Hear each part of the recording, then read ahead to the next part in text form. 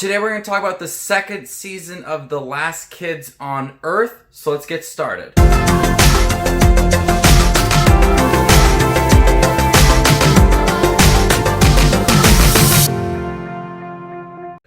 Hey everybody, my name is Justin. I love to watch movies. I also love to watch Netflix. If you guys do too, you guys are in the right spot.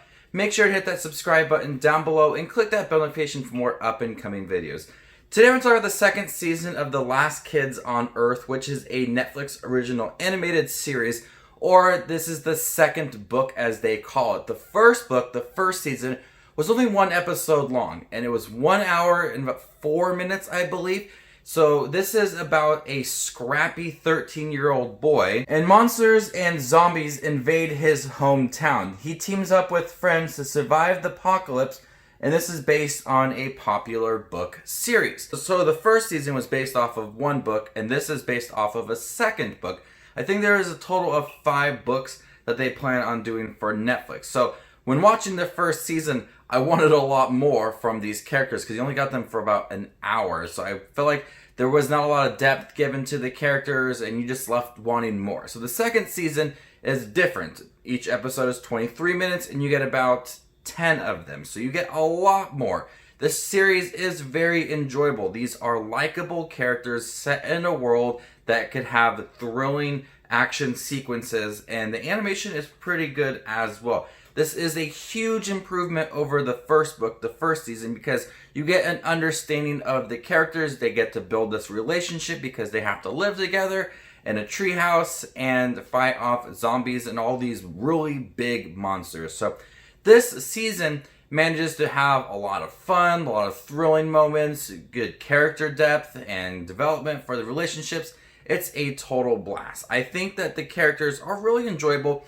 You kind of got a little bit understanding for them in the first season, but the second season, they're building up these relationships. They have complex backstories, so you're getting an understanding of, before these zombies and monsters started attacking the town, what were they doing before, what they missed, and how they wish certain things would have changed for them when they were younger. So I really like giving some more depth to these characters. You have 3 boys and 1 girl in the series, and they are all living in this treehouse. So there's also some times where they argue, and it makes it have a realistic tone for it because they are just all living inside this big treehouse. Of course, there's going to be tensions amongst the 4. So I like that sometimes they do argue, but they do resolve it along the way.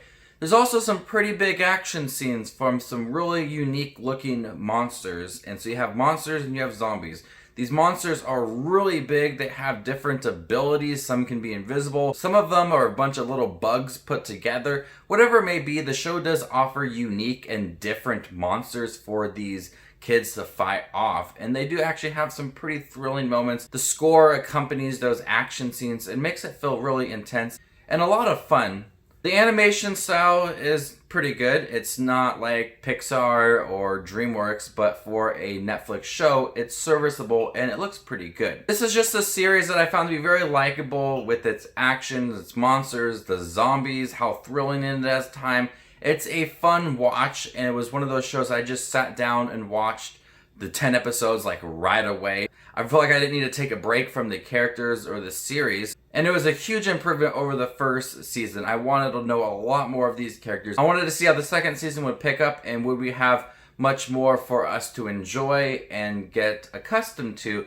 And that's what the second season does. It does a nice job of building up on that first season, giving us more for the characters, more different characters along the way as well. And really cool action scenes from the kids with the monsters or even the zombies. The zombies are really slow, so they just kind of have more fun with the zombies.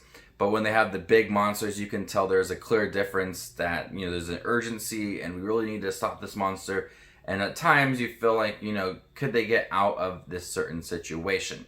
The Last Kids on Earth is a really enjoyable series. I really hope that they do a 3rd, 4th, and 5th book as well. I've never read the books. I don't have any plans to do that either. But these are based on popular novels, and the first book was really short because the creators felt like they just wanted to have a nice introduction for the characters. And then we had our second season, which is much bigger than the first season. I'm going to go ahead and give The Last Kids on Earth Book 2 a B.